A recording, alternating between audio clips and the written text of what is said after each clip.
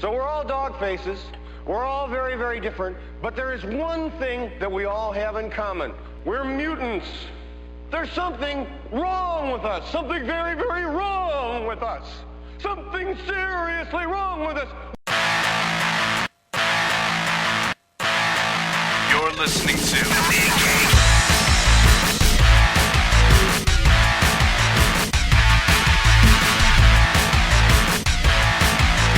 Comics Podcasting on the edge of civility.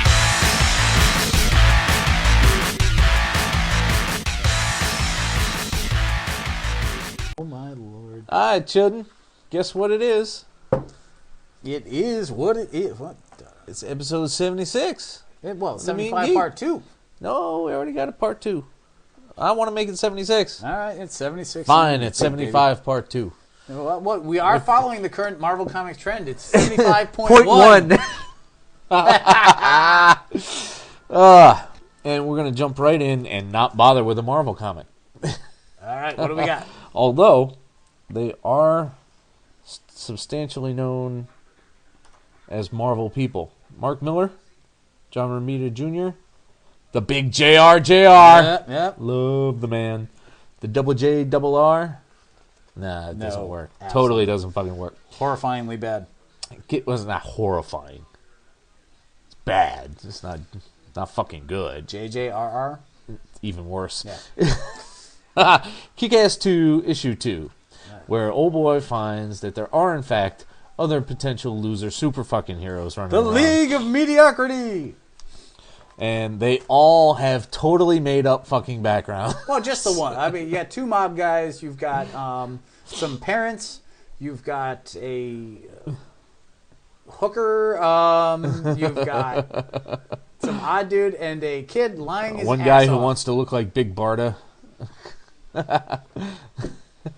are the parents. Yes, it's if I were kicking, then again, like you have to remember, we're dealing with Kick Ass the book and not Kick Ass the movie. So this is exactly where he belongs. With a success rate of 0.1 and ow, then you have to figure This book is a lot of fun. Kick Ass is Millar is just a fun writer. When he's not busy impregnating girls by their gay You know brothers. Nemesis was creepy. I fully acknowledge that, but you know I've read far worse. Let's be fair. Ennis, Ellis. All right, if I have to read Nemesis or Strange Kiss Strange Kiss. or Black Kiss, Oh. yeah, I'm gonna go.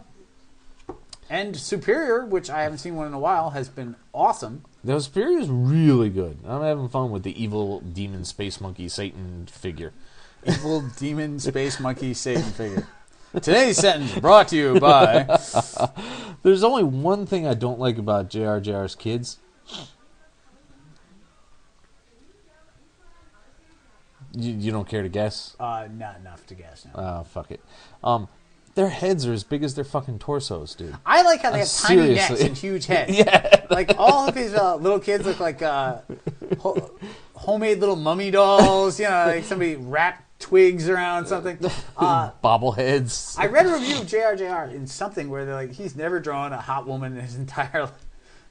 What? You know, I guess their theory was, and I didn't entirely agree with it, but everybody's kind of square and menacing looking. Not everybody. And it also depends on the angle, because this hooker chick here. Oh, good God. This hooker chick here. And there's your title. And this is not the first time we've seen a dog chow down on a man's crotch. It's the first time it was a 2-page spread. Yeah, I didn't need it to be a 2-page spread. And I didn't really need it in the last one over in Preacher either. But So far, Kick Ass 2 is not blowing me away. It's intriguing, and I'm certainly not knocking the book in any way. But it isn't like Kick Ass where you're like, oh my God. Like, will you be when it pleased was all when the next- shocking and new. Right. Will you be pleased when the next one comes out? Yes. Are you going to be like frantically waiting the 6 months till issue 3 shows up? Probably. That'd not. be a no. But it's going to be fun regardless. So, it's cool. Yep. Justice League Generation Lost 22. There should be another one in there, too. There probably is. So here we have things are winding down in Justice League as we see Batman and Power Girl have realized that they're telling the truth. Finally. Well, to be fair, they did have their minds swept or whatever the fuck happened. They were pushed by Max. And they're off to find the missing Wonder Woman who no one knows anything about. Which we They finally don't know understand how anything that about. happened. We do? Because I don't remember that part. Max made everyone forget Wonder Woman. How does that change her entire back history and make all these guys be intent on destroying all the Amazons? I just, was going with we know how people don't remember her part. The rest of it's up to you to figure out. And why do I got to be doing it? You're in charge. Oh, for fuck's sake. But, of course, we knew that Jaime wasn't really shot in the head. I was so hoping. I mean, No, I don't have anything actually, against Jaime. you- I just, he's not Blue Beetle. You might get a little bit of a kick out of the last issue about something Jaime does, man. Okay. I read it, and I was like, Did you tear up? fucking A! I did. Dear God. I don't hate Jaime. It's just not Blue Beetle. No, it's not Blue Beetle. But you know what? Jaime recognizes this, and he wants should be to Red be a Beetle. good. You He should wants paint to be a good Beetle. The suit does anything. He could be red. To be fair, Ted Kord was also the second Blue Beetle. There's also, 1930s. No one reads. No one even knows the name of. Really, what was the original Blue Beetle's Beetle. name? What was his name? You know what? I don't even have that one. Nobody does because it's from Charlton, for fuck's sake. But you have the big time fight scene. You have the OMAC Pure attacking in the second one. The OMAC Pure. Capturing Prime, the OMAC powers. Prime. It's about time Batman showed up and put his, faith behind the League.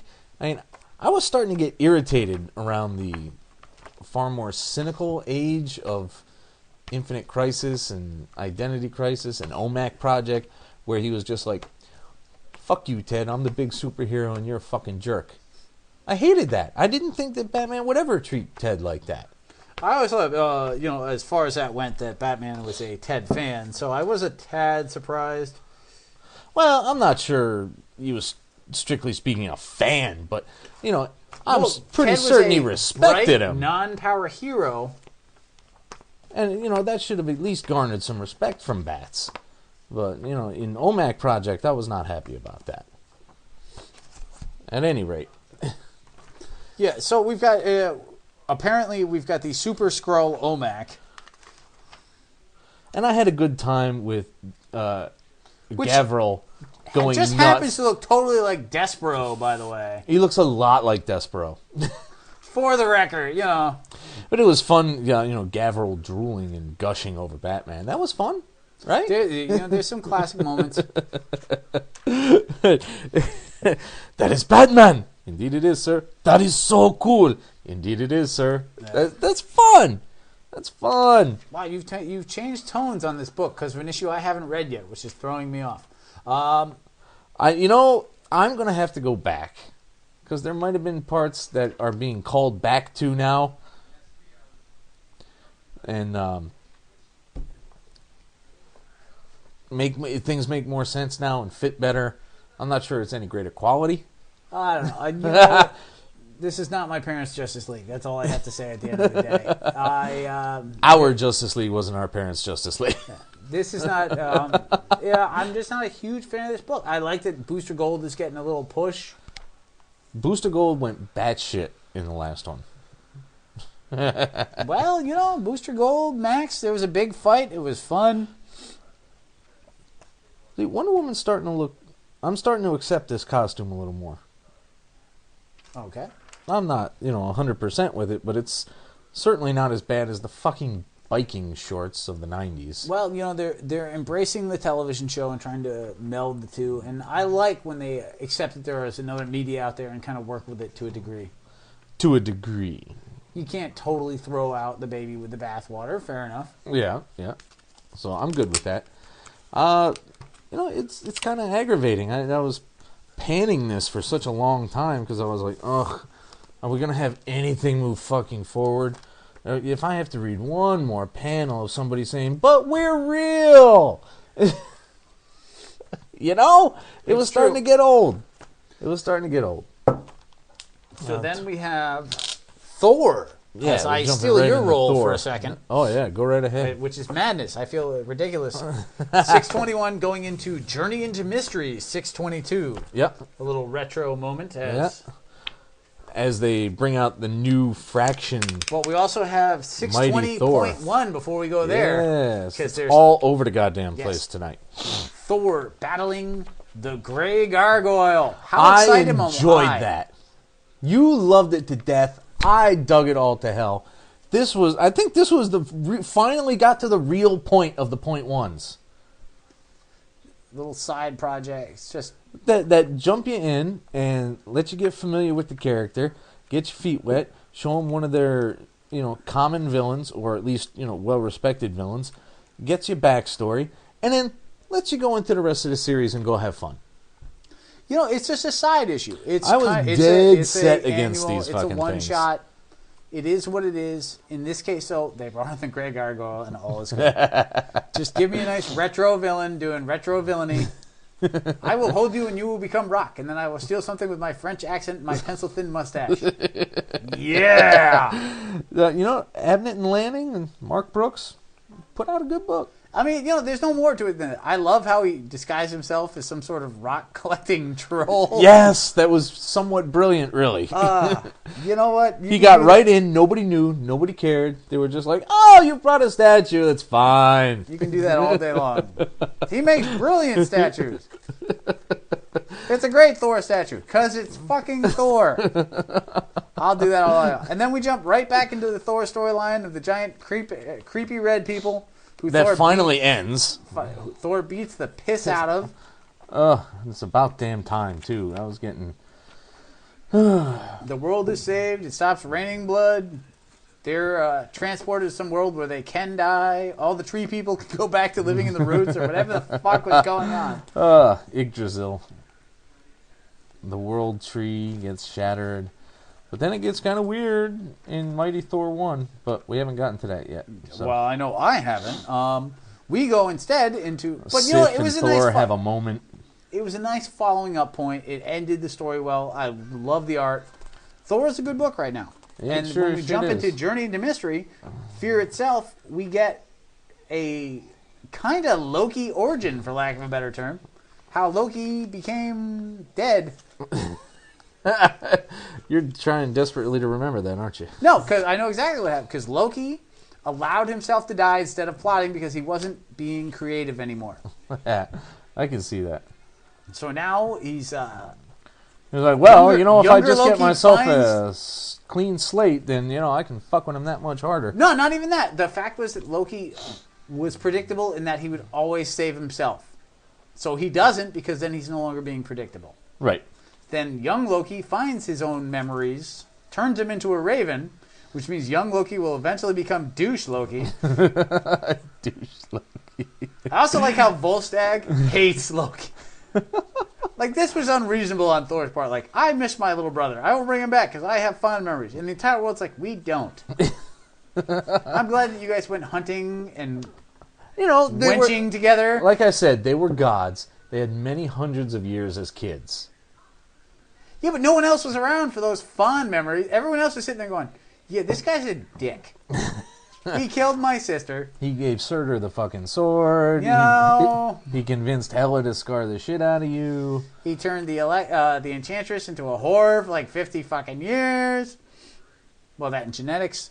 I missed that part. I always miss it when they're whores. You gotta be honest, like, no one even Odin's like, crap, he's back. And he adopted the kid. Yeah. No one was missing Loki except Thor. No, they got a lot of potential for Loki now. They really do. It's an intriguing move. I'm curious where they go with it. So it can be fun. And then from Thor, we jump directly into your Batman collection. Starting with Superman, somehow. Ugh. Let's start. Before Superman... Oh. Timber! I'm dropping books all over the place. What the hell is that about? Yeah, Superman 710. Is this the final Straczynski? Because there's still I more. keep telling Cabo not to give me any more of these, and they keep showing up in my fucking... Well, this had Batman. You had to buy it by law. Yeah, just... Well, not necessarily. By custom, really. I've grown accustomed to the law. I'm getting irritated. With so many things. Yes. But mainly with... We're going to pull out a story that no one ever considered before, from way back before anything mattered. Everybody knew each other, but nobody knows each other's secrets now. I like how Superman used to date Buddha, apparently. That was kind of interesting. Yeah, I do see your point, and I don't care. We fought a villain long before we were heroes, but we knew each other long before we knew each other. So what? Well, first off, you apparently knew each other every day of your lives from 1957 forward. So you'll excuse me if I no longer find it intriguing. In point of fact, it's annoying. It's a damn mess is what it is. And didn't this feel like that whole Batman Confidential Space Alien storyline where I'm just reading crap that didn't happen is now happening and I'm retroing it? Yes. Bah. That's exactly what I'm saying. Bah, bah, bah. And I can't say bah anymore. They didn't have enough early stories from Legends of the Dark Knight and Shadow of the Bat. And these were all supposed to be in his early days. Fine, they're early days, but you know what? You didn't team up How with many Superman. early days can you fucking have, man? I have no time for this book. Legends was 200 issues. 210, 214 Well, there are issues. plenty of side. You know, he's been fighting crime every day of his life since he was 3 years old. He's allowed to have a lot of extra stories. You can't meet Superman 15 times and not piece together he's fucking Superman. That's what I'm saying. You lifted a tank. I'm pretty sure I recognize you. You lifted a tank. Pretty sure I recognize you. God. So this did nothing for us. Straczynski's Superman, and I defended it early on, but the last couple have really kind of hurt. They have. Oh. Are you done with the White Knight storyline? You know, I was really intrigued by the whole supervillain. It started off kind of weird. We were a little worried. Yes. We were a lot worried. We were very worried. A lot of angels. But then it progressed, and we're like, oh, that's a neat little twist. Yeah, the slaughtering of supervillain families. Yes. And then suddenly it's some glowing dude whose dad was a guard at Arkham and had angel wings because Dr. Phosphorus burnt them in his back. Yeah, I didn't follow that in the fucking least. I did not understand how that worked at all. No, that was not for me. But generally speaking, aside from the very strange concepts at points, it is solid adventure. Yeah, and there's, you know what, they're starting to bring villains in and doing the things that I want to see. Where were we? We had just finished up. So Batman and Robin, like, at least they're bringing villains into play, which hasn't happened in Batman for a bit. So, but at the same time, like, it's quirky and odd, and the glowing weirdness and the wings grafted onto the... It just doesn't feel like a Batman villain. No, I really don't. Which, speaking of bad Batman villains... Oh, Azrael's Crusader. Back. And turns out, yeah, once you lay your religious eye on yourself, you will no longer see yourself in the same light. You know, I've read dozens of stories like this. If you're going to repeat shit on me, repeat crime on me. It is definitely a... although the idea of Azrael... They tried with, to be high level sidekick, with this.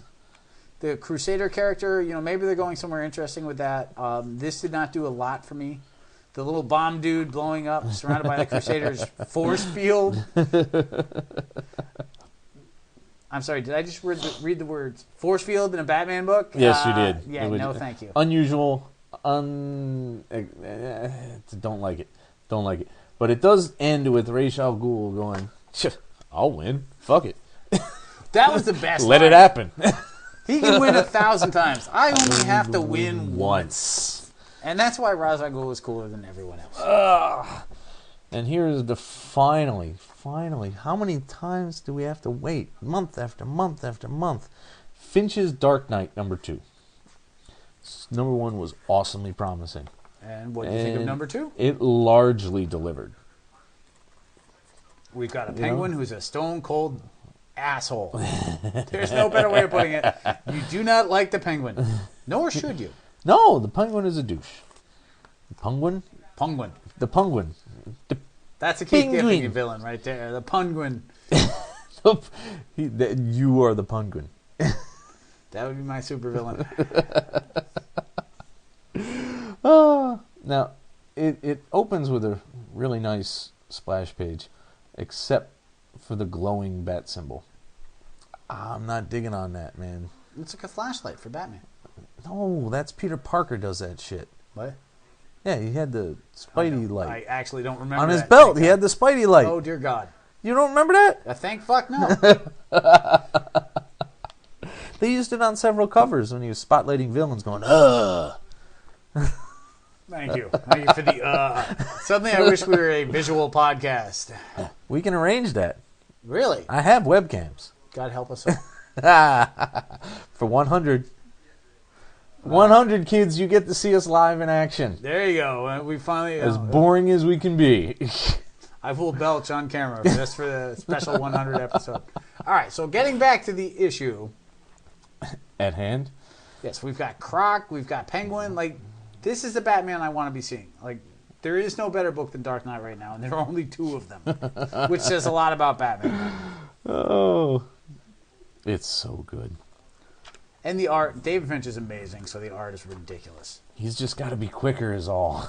If it were quicker, it wouldn't be amazing. So, Well, that why don't they just say, look, it's bi-monthly? How about that? It's And bi-yearly. Well, that's excessive, but I'm kind of worried that they're throwing Etrigan in this soon.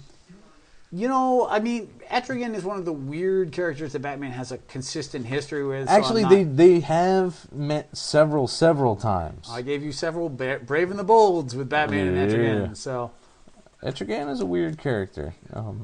It's hard to listen to him sometimes. It's hard to get the meter out of him, and when they stumble, it like really throws off your flow reading that shit. Gone, gone, oh form of man. You know what? I thought I'd like a form cheeseburger. the demon Etrigan. And give me a cheeseburger. It just breaks the flow. You can't read that shit. They got them all tied up. Croc is about the fucking Ragman. Really? They're bringing in Etrigan and Ragman. I did not expect Ragman. No one expects Ragman. No one expects the Ragman. Monty Python and the title right there. The dialogue is fine. Nothing wrong with it. Everybody in it is properly menacing. No, properly threatening. They made the Penguin look threatening. Like, when's the last time you saw that? And, you know, I did like the whole businessman thing he had going for a while. You know, I'm using my legitimate nightclubs to funnel all this criminal activity. With it. Like, he had this huge war with Two-Face and nothing happened. That part never went no place. But now he's, you know, a bad guy. The last time they tried that was in Birds of Prey when they... That didn't work very well at all. Well, he was still more threatening than they were. Detective Comics 875. Don't open this book. Tell me who the villain is. There is no villain. It's just a character piece with James Jr. That was a previous one. Oh, what's in this one then? And that's why it's a bad podcast, people. I don't see any bad guys so far. It's just more... You don't see any James Jr. either, do you? Yeah, no, he was right here. He's looking in the steps.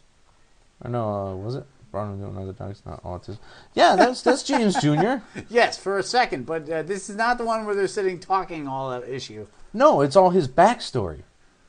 James Jr. is creepy. And he probably committed the murder, but he really didn't. I'm thinking he did. I'm thinking that Detective is... There wasn't much of a villain at all, so to speak. There wasn't much of anything at all. Like, this was drawing out the James Jr. storyline. Well, they had to do something with it because they had it written, they had most of it drawn, but they weren't doing the backups anymore to place it there. Really? Because they went to $2.99 only, so they weren't going to give the pages for the rest of it. So they had to bring it to the fore and get it over with. Give it more pages, get it done. Was it supposed to be a backup originally? Yeah. Oh, I did not know that. Yeah. How do you know that? I read and I listen. and I pay attention. Just because the one and only thing you know is what I hand you. That's not true. Which is very much like a communist government, aren't I? Well, you're big and fat and red, so, I mean, it's either that or Santa. Well, the shirt is today. I mean... And that brings us to Batman Incorporated. Oh, I heard that one. El Gaucho, which I think is hysterical, but not in a good way. And Batman fighting Scorporina and El Scorpiana, Betty which is and not the most original. I mean, a bathing suit with knee boots and a fucking scorpion tail coming out the back of her helmet. That is a new level of lame. I'm all set with Batman Incorporated so far. What is this, 4? Yeah, it's number 4, man. We've got El Gaucho. We had... you keep telling me to trust Morrison and go with Morrison's flow. I like some of Morrison's writing. I'm not saying that this was a brilliant idea. Batman Incorporated, it's Captain Carrot. Like, you can just see in the title, oh, I won't like this. I don't know what people are thinking. Chris Burnham is not burning up the charts for me, so to speak. No? No. I have no problem with the art, per se. It's not blowing me away, but it's also not upsetting me. It was neat that Kathy Kane is running around. That's amusing to me. That was very unexpected. They did some they clever things. They got caught making out in the Batmobile. Yes, that is amusing. But that little flashback there doesn't really fit with the tone of the rest of the book at all. Or make any lick of sense. Like, let's throw Kathy Kane in here. Really? Batmite was busy? Where's Ace the Bat Hound? Or Weird Harold? Weird Harold. Just Hunchback. Just Harold, not Weird Harold. I brought Bill Cosby into this. Sue me. It wasn't weird. It's just Harold. You know, Harold was a decent guy until they had him build the Omax or whatever the fuck it was that they betrayed him with. Poor Harold. He was fine, man. The Batman took him in, gave him a home, and then promptly fucking ignored him, really. And I just want to mention the Hulk 626 with the James Bond cover. One and only reason I picked up a Hulk book. That is not a book you normally buy. No, not anymore. So we got Avengers 11 and 12, New Avengers 11, Secret Avengers 11, Captain America and the Secret Avengers number 1. Let's start with that. Captain America and the Secret Avengers number 1? Yep. One shot? Yep. Captain America and the Secret Avengers number 1. The point of which is completely lost upon me. I just want to say I hate it and we're done. Like, that was it. Like, that was your extent of your review? Yeah, that's there? all I wanted to go over. I didn't understand why this book existed. And, you know, normally that's your line, but, no, seriously, I don't know why they felt the need to give her own, the two of these people, their own books in this fashion. I don't care about a fucking prep school dilettante who decided to be a fucking fashion designer and got bored with that and decided to be a fucking villain. Yeah, I've been creating a ladies' school of assassin mercenary hunts. Yeah, no. Like, what the fuck? Fuck off, sucker punch. That is no. This, if handled properly, this would have been a wonderful throwback to Silver Age silly goodness. Handled this way, semi-seriously, with no tongue anywhere near a cheek. No, tongue not was any fucking good. Ass. You nasty bastard. Sorry, I'm a big fan of not liking that book. Like, if that book were on Facebook, I would be unlike. You know, they really ought to have an unlike on that shit. Or a non-like. How about that? Something that says, no, I'm not down with this. How about that? I got nothing. Of course you don't. So we go directly from that to the Avengers. The tons of Avengers with the... No one wants to understand the Watcher, man. Nobody wants to make him consistent. First he's got this basketball head, and now he's fucking John Candy. You know what? It's hard to draw a guy with a giant dome, okay? It's not hard to make... It's millions of kids are trying to draw Charlie Brown. Nobody gets it right. It's a hard head to draw. the fact of the matter is that the sad part is the Watcher shouldn't be showing up in the Avengers and Thor a week later. Like, this is the bigger problem. Yeah, this is definitely the bigger problem. If Parker Robbins running around with a bunch of fucking Infinity Gems is a huge problem that the Watcher needs to be having a handle on. This needs to be recorded. But you can't have two of these. Like, the Watcher should be coming down. Never. It's supposed to be this rare, epic thing. He's showing up in this, and then 2 weeks later, he's coming into Journey into Fear, going, "Hey, look, it's Odin. There's a new All-Father." Yeah, but when was the last time we saw the Watcher? At all? Well, I mean, I've been reading so much. You're having a difficult time. time. Well, because I've been reading so much Green Lantern where there's 52 of them. They're all blue and 2 feet tall, so it throws a guy off. Those are Guardians, not Watchers. They're the same damn thing. They're not the same thing. There's midgets and huge domed guys. Guardians are chattier, I'll give you that. Chattier.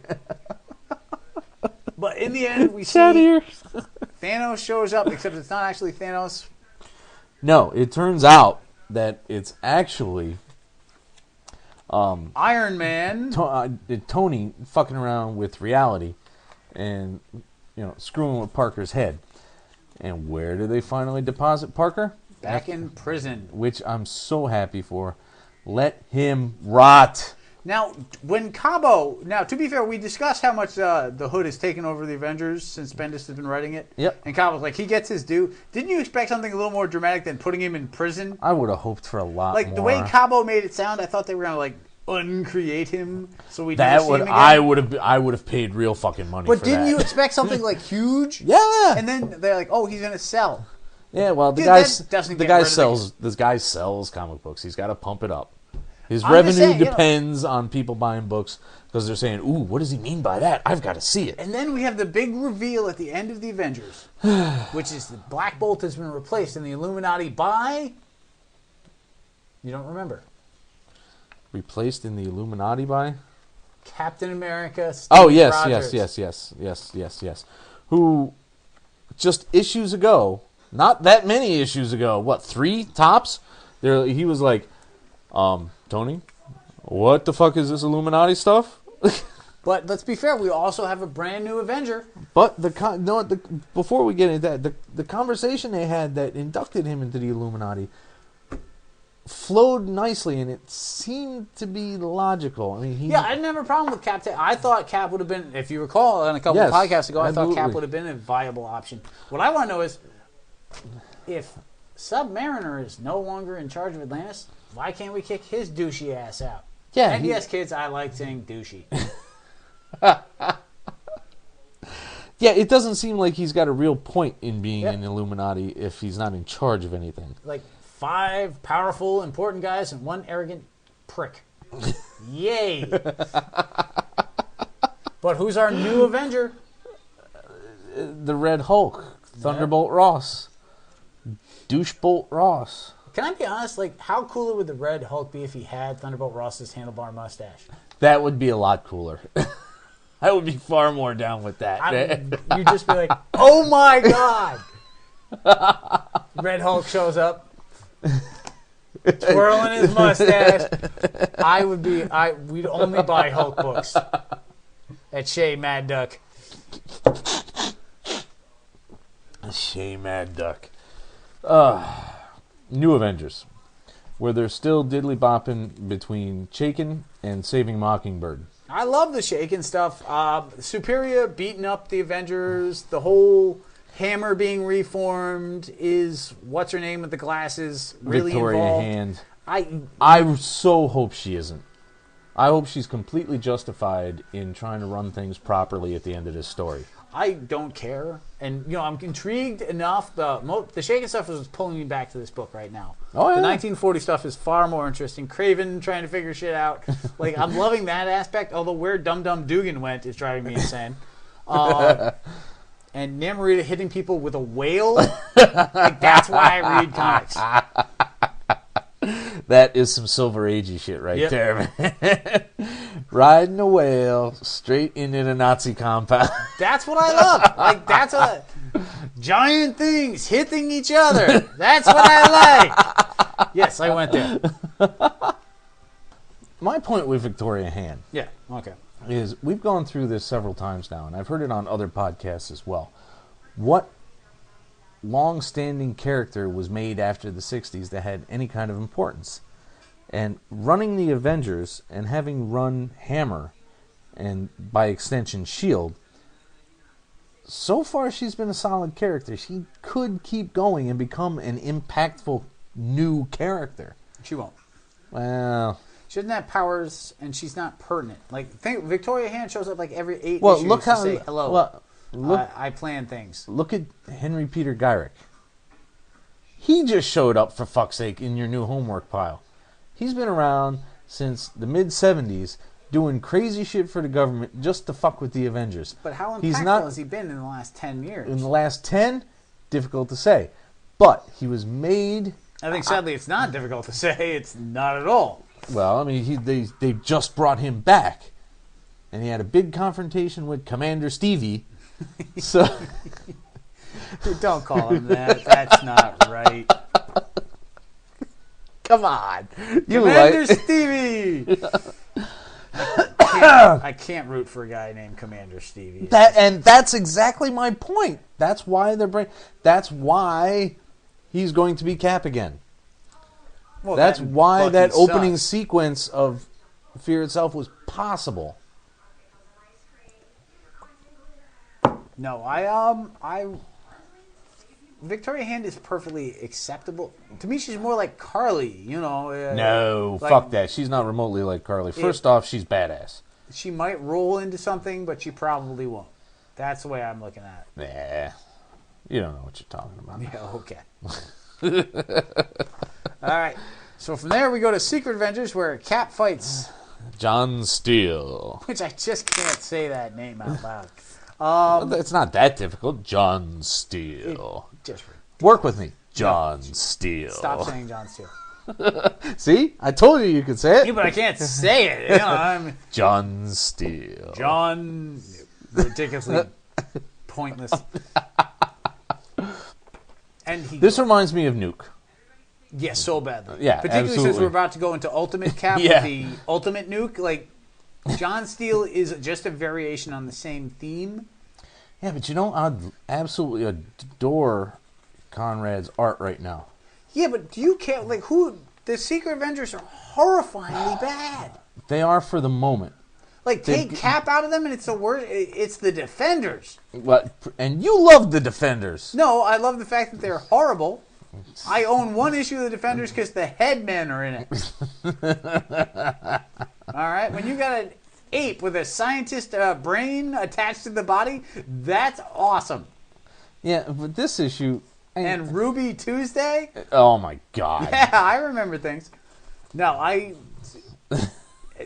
I'm hiding in John Steele's memories as we fight Nazis and It's the fucking there Matrix. are monsters, and then he recognizes I'm in there, so his antibodies kick my ass and I get shot by Nazi monsters or whatever. No. Well, when you say it... when you say it like that... No, it's true.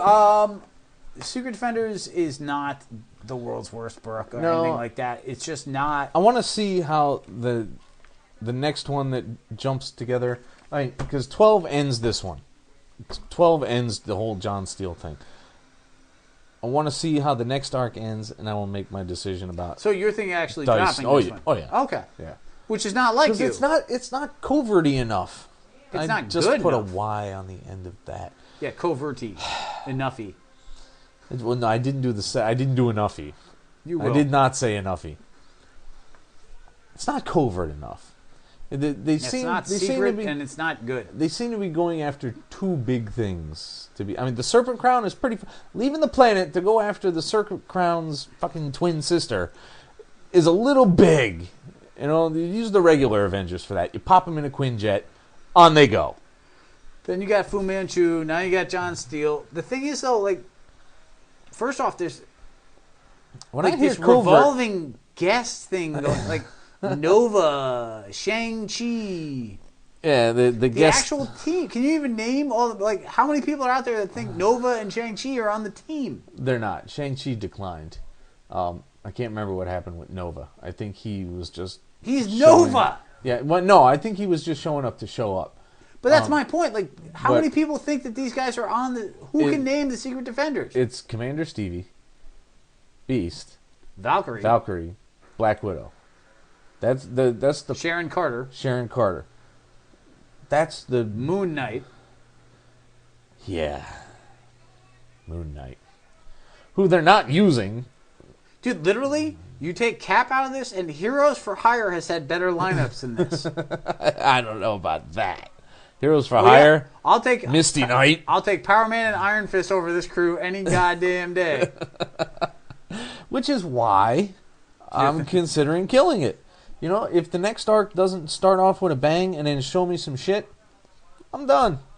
You know, economically speaking, this is a good time to do that because Brightest Day's done.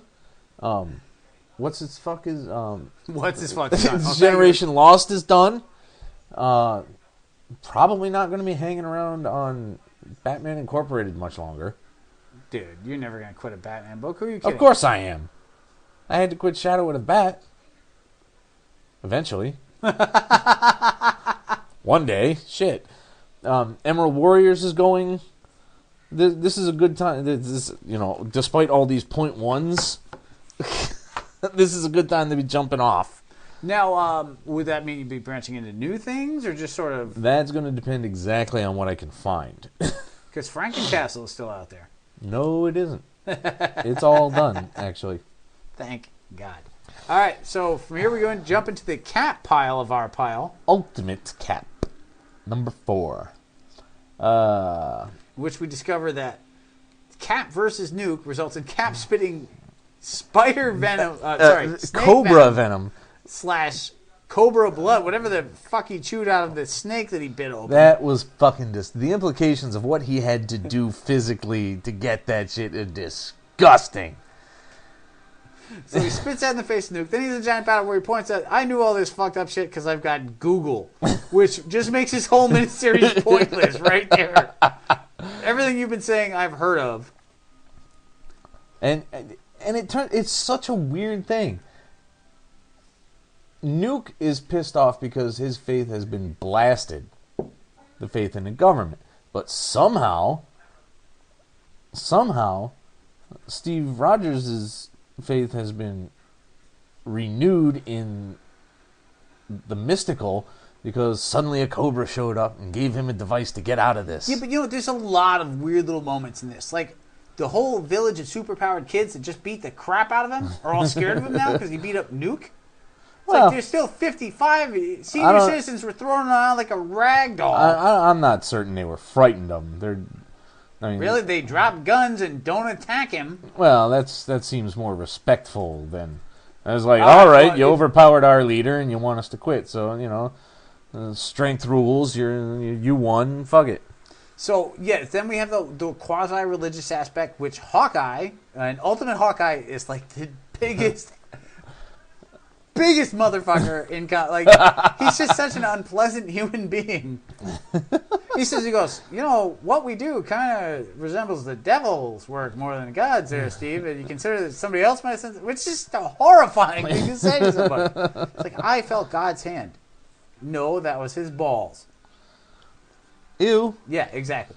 And then we have the quintessential Cap moment, which is the first one in Ultimate Cap for me. In any of the Ultimates, he goes and he reads the Bible to Nuke. Which is something I could see him doing. So, in the end, they nail Cap even better than the Cap books are, which is just awesome. It's both awesome and worrisome, really. Well, no, because it's not like the Cap books are bad. I mean, Super Soldier being what it is, but... You know, it just shows that at the end of the day, anybody who loves comics can write a decent Cap story because everybody loves Cap. Yeah, I mean, it's different. Even the worst anti-jingoist cannot not like Cap. And we see that in Cap 615.1. That's correct. Wherein a new guy takes Cap's role and almost gets turned into a MODOK, which is just awesome to This say. is how you jump in? This is how you introduce people? I loved it. Anytime you have a guy trying to be Cap and Cap thinking about being Cap again, Here's the and greatest MODOK references, Here's the greatest embodiment of the very spirit itself of our country. And a giant fucking killer head. Do not mock MODOK. I'm not mocking the mental organism designed only for killing. The giant brain trash can. Awesome sauce. You said awesome sauce. Yeah, just for you. All right. And from there... No, it was worthwhile. It absolutely was. And this was the first real moment. We talked about it earlier, but this was the first real moment where Cap was like, hey, I could be Cap again. Yes, he absolutely was. He was in there. Then we go to the 70th anniversary issue. Yet another fucking anniversary issue of Cap. How many of these are we going to be able to squeeze in? And we've got more CHAYKIN in here. Yeah. The CHAYKIN loving. Come on. This is a huge fucking book. This is what you wanted from annuals. What you were talking about earlier is tiny little stories of interest. That's exactly what I was saying. I am such a sucker for annuals, man. This, of course, is not, but this is what you were looking for. Or anniversary issues. Sorry. Having said that, I liked Gulag. And Origin was Origin. I mean, how many times do we got to go through that again? I'm so worried about that. Can we finish that? Don't show me other things just yet. God damn it. Every time I get into a book, they start fucking with it. Right, you like crap books. What do you want from me? Hey. No, Cap right now is second only to Iron Man and Thor as the top book. Yes. Captain Stevie. And then following this up to fight with that is the Super Soldier Annual. In which Cap goes to you. Cap goes to the negative zone to save the X-Men. Just think about that for a second, kids. This is part 2 of and yet again, it's another annual crossover. And yet again, I didn't read the first part because you didn't buy an X-Men annual for entirely valid reasons. What do you mean, yet again? The Spidey one was the first one. Yeah, we're not going to read the rest of them. Yeah. Yeah, that was the yet again. So it all ends up... I mean, it's Cap. Come on. Negatives. Right? We get to hang out with Blastar again. Oh, when was the last time we saw Blastar? Ages and ages and ages ago. How about the Fantastic Four where you got Arcanus and his lightning bolts? When was that? We reviewed it earlier. We just didn't discuss Today? it. No, it was the Spider-Man with Fantastic Four. Oh, yeah, the Firebolts. Yeah. Yeah. Stop that. Don't touch me. No, I don't... the X-Men needing rescue? Well, I mean, I guess when they got people like Pixie running around. This is the worst part, is I can't even comment because, there's some summer daughter I've never heard of who's a douche to her father and talking about how hot Cap is and some ridiculously polite transport device and some weird guy named Dr. Science or whatever the hell he was. I don't know anything about the X-Men. I don't understand this book, and I don't think Cap belongs in the negative zone. You take all that out of it, and I'm sure it's fine. And then there's, psychotic fucking Namor in here. I was like, God, which means we're going to what? The Namor annual after this? I hope not, because I won't be getting it. What's the next one? The next one, what? Annual? Yeah. In this line, end here, so it ends in. Oh shit! It is the Namor. Yeah. That's no. At least they're keeping them small in the spirit of not grifting me too terribly. Yeah. Maybe, I don't know. Now, what's wrong with this month's Zatanna? First off, you've stopped bringing me Zatanna because I hate it. Yes. That's stuck in there. I told you didn't have to do homework on this one because I made a mistake putting it in the pile. And this is why I hate it.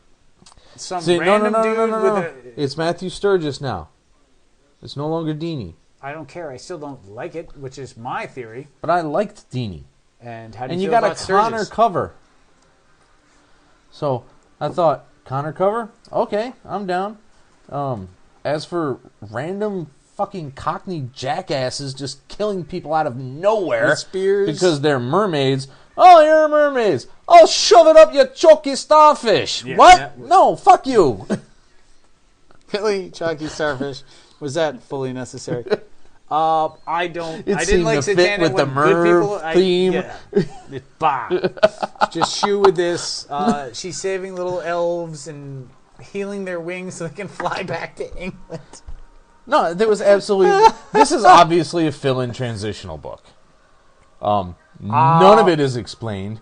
This guy has never been seen anywhere else. Or ever again. He's not likely to ever be seen again. I didn't like this book. I didn't like the art. I don't like it. I can't Actually, be any clearer. I'm fine with the art. Really? For the most part. You have it, because I think this was pointless to the extreme. I mean, there are a couple of weird things, like that particular panel way at the end where she's like, you know what? No.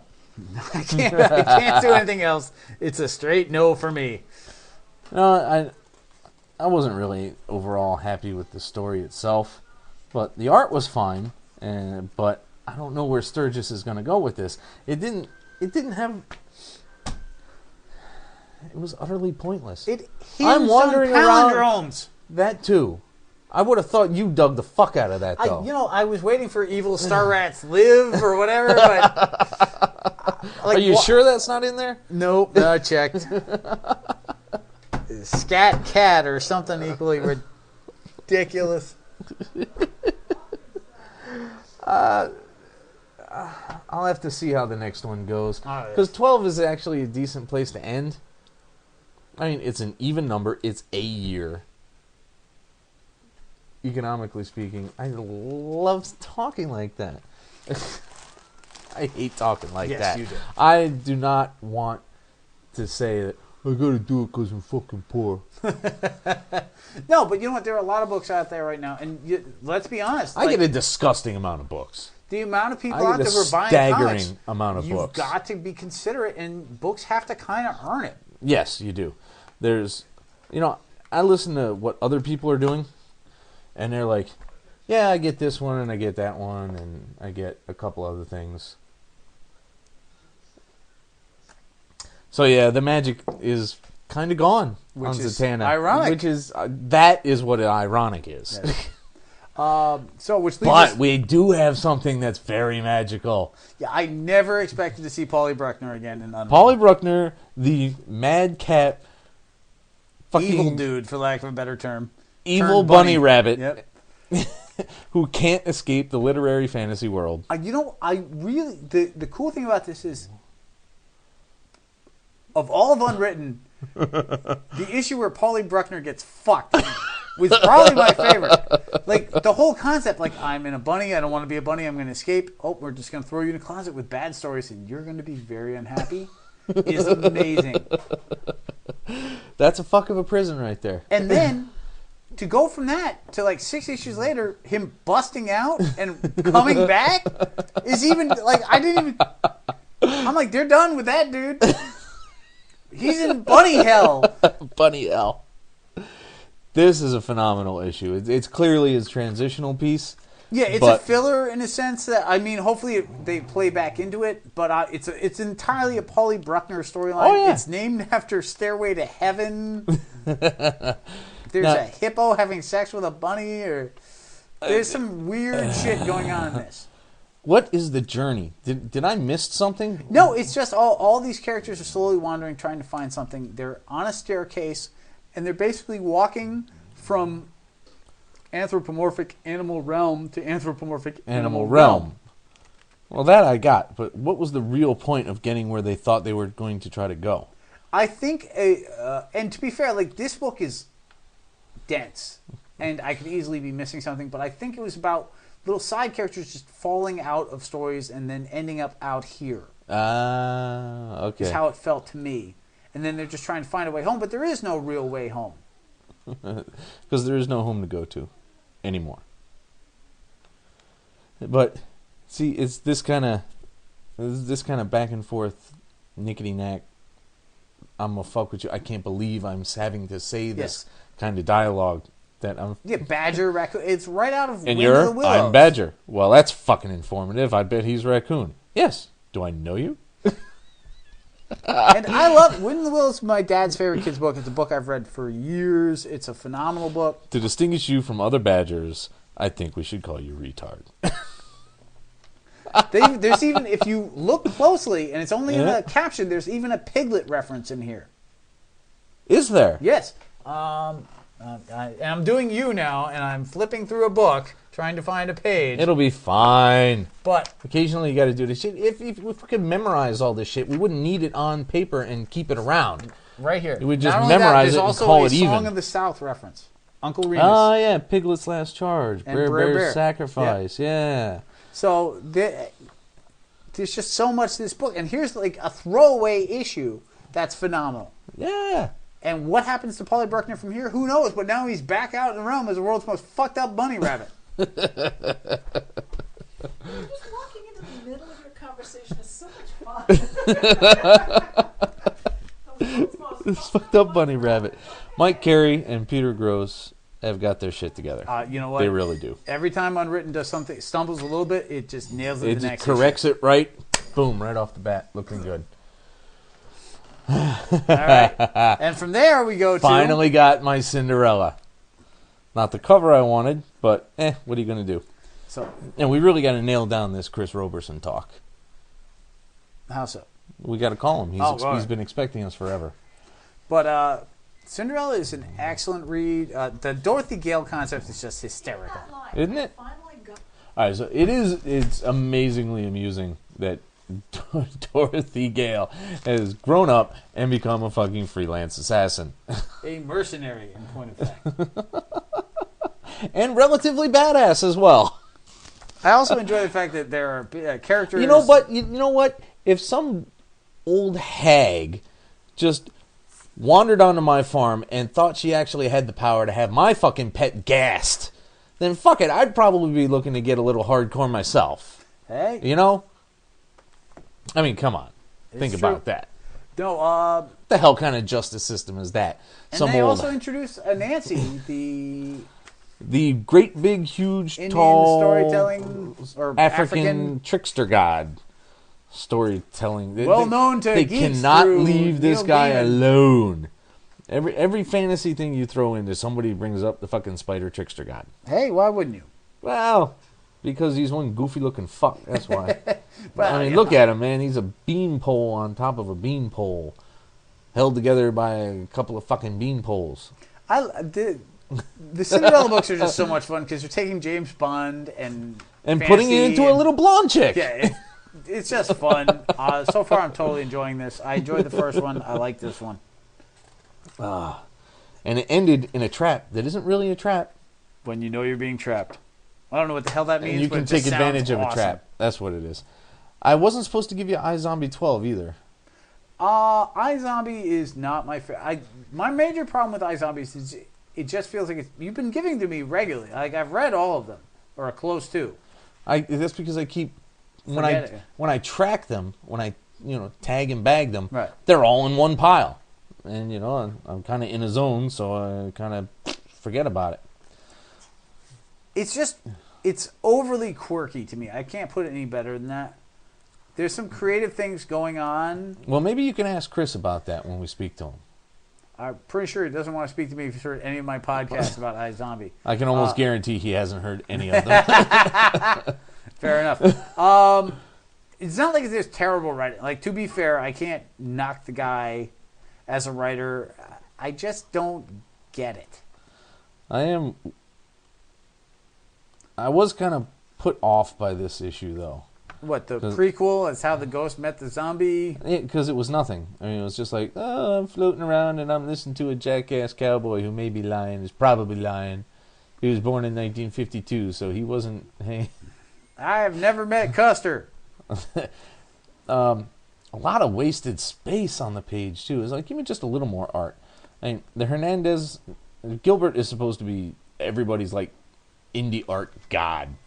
I don't know. I've and never I'm looking at it. Love and Rockets, so I mean, I've heard phenomenal things, but I haven't actually read one for me to comment on.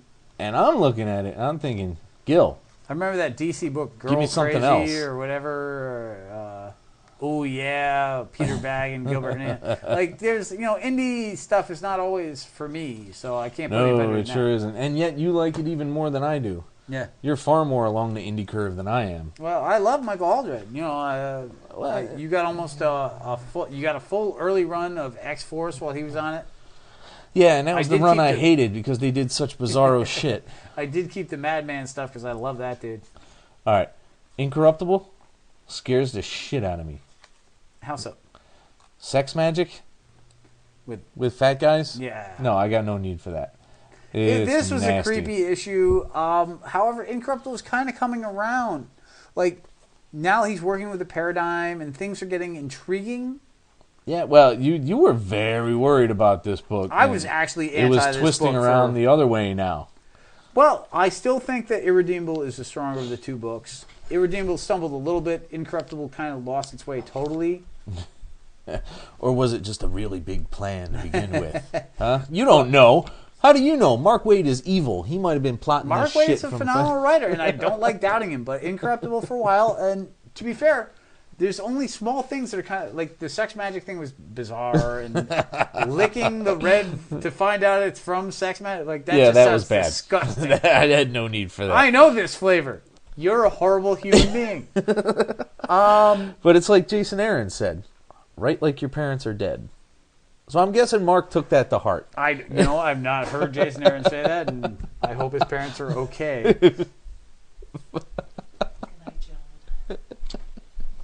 Don't forget your comic. Nope, not now. Tomorrow. We might have a convert. Come on, kids. Everybody write to Chris and make her read comics. Secret Warriors, man. 2 lousy fucking issues left. Yeah, it's really Just as it's ramping up and getting cool again. it's very intriguing right now. The whole dialogue between Fury and Strucker is that's why I read comics. Pretty damn good. No, it was an excellent. It's a lot of fun. But the trap within a trap that's not really a trap within a trap. Jake Fury, Nick Jr. There's just so much going on in this book, and there's a lot of history that isn't delved into. Like you really have to have read the Sterenkos, the old school Furies to get all this. And I haven't. Yeah. But it was... how many times can you turn around the same stuff, though? Before it gets like just a turnstile When that's you bring just like, Nick Fury okay, into whatever. it, a lot. A whole lot. He went from a cigar-chomping, nut who just mowed people down with a Tommy gun to this incredibly convoluted 30 steps ahead of you guy. It's true. And I don't know if that's super awesome or so far removed from the sergeant that it's frightening. Probably somewhere in the middle, honestly. Like, Yeah, obviously, most of the time it would- once you brought S.H.I.E.L.D. into it, it slowly shifted, and then once S.H.I.E.L.D. became what it was, Yeah. Fury had to shift to match it. So it's more like Fury changed to suit S.H.I.E.L.D., then S.H.I.E.L.D. changed to suit Fury. So you've had a huge evolution in that character, Yep. but there's just so much depth. Like to have Garrett from Elektra Assassin reappear. Like, say what you will, but these are people that know comic history. That I fucking love, man. You don't have to go creating new shit every other couple panels to get stuff done. No. There's a backlog, and they got 700 some odd characters in the Marvel Universe. 700! Some of them are awesome. Some of them are amazing. And then you get, the occasional Tio Maro or some shit. I love Tio Maro. Turner D Century. I love Turner D Century. Say something about Bullet. See what happens. Bullet, that big, dumb... Whammo! Speaking of history. History, History. Thank you, senor. Ren and Snippy. Future Foundation #1. We're Is back that to really- Hickman. is that- that's We're the back to name? Hickman. Future Foundation, yeah. Oh, dear God. You didn't read it? I read it. I just, I saw Future Foundation. You assume the FF is Fantastic Four. And Future. Well, they can't be that way because they don't have Johnny anymore.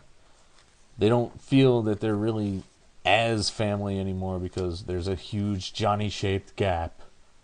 Really? They didn't change it when Ben left or when But they Reed died. Yeah, well... Oh, yeah. See, you forgot about that. No, it was Fantastic Force when Reed died, wasn't it? after a while. Yeah. Why don't you just call yourself the Triumphant Goddamn 3 and call it a day? Triumphant Goddamn 3. Oh, you think they're getting a little overboard on the AIM guys, though? I'm I mean, they're actually showing loving up that AIM fucking is everywhere. Like, literally everywhere. AIM guys, clean your cars for $1. Oh, the Hydra guys are a pain in the ass. Yeah, but they haven't been anywhere compared. Like, they've got 3 different subsections, and I'm getting tired of that crap. You take Secret Warriors out, Hydra's been almost nowhere. AIM is literally in almost every book. Advanced Idea Mechanics. Which I love. Like, comics are getting back to doing the small things. Like, oh, we have set villains. I don't need a new group. I don't need Hammer when I've got AIM. And that was my point 4 minutes ago. I don't listen. I know you don't, jackass. The only thing I don't like about the whole kids in this, Valeria. 2,000 of them? Well, Artie and Leech needed a place to go. They're never going to fit in. Yes, they did. They were never going to fit in with the fucking X-Men anymore. That wasn't going to work. Great. You know what? They could have been forgotten because Sunder was. There's a whole period of X-Men that no one's talking about. Wasn't Sunder killed? Are you sure? That's why I asked, wasn't. That's why I said... He could have been. Phrase it in very particular ways. He could have been turned into one of the 4 horsemen of the apocalypse, like Pestilence. They're kids. You got to have some sympathy for orphan mutants. The wizards. Totally baby don't. clone. Totally the mole don't. children. The moloids. No, the moloids don't need to be there. They're just a little bit annoying. Dragon Man. There's a lot. Dragon Man is kind of neat because, again, that gets back to the use what you got routine. Dragon Man hasn't been around in any major capacity in a very long time. I'll acknowledge that. I will also acknowledge he's never been a babysitter before. Yeah, but he can be programmed to be anything he fucking needs to be, really. Because he is a robot. They're programmable. I understand that he was made to be a bad guy. I don't know. A big, robotic, scaly, purple fucking monstrosity. If that's your theory, then why not just roll out Herbie? No, Herbie was a horrible mistake. Herbie was a horrible mistake based on trying to keep kids from setting themselves on fire. Come on, Herbie or Dragon Man? Which way do we go? I'll take fucking Dragon Man. Because Herbie, one, looked like a preliminary R2 sketch that they made when they were smoking too much fucking PCP. Actually, he looked like the... what was that little robot you used to get from Caldor's that held the map and then could figure its own way around? I don't know. The Caldor? That was a long time ago, man. Well, we've randomed ourselves out of this one, but fantastic future Foundation Force. No force, just Foundation. I like saying Force. Force this, motherfucker. All right, kiddies. 75.1 is concluded. Thank you very much for listening. Bless you, fuckers. Good night. I just said up yours, baby. The Mean Geek is recorded live at the Reverend Mad Duck's apartment whenever the hell we can get to it. You can find us on iTunes, Podcast Alley, Facebook, Comic Space, our own site, www.themeangeek.com. Subscribe to us through RSS, and most importantly, find us as a proud member on the Comics Podcast Network. Contact us directly through email at themeanergeek@gmail.com.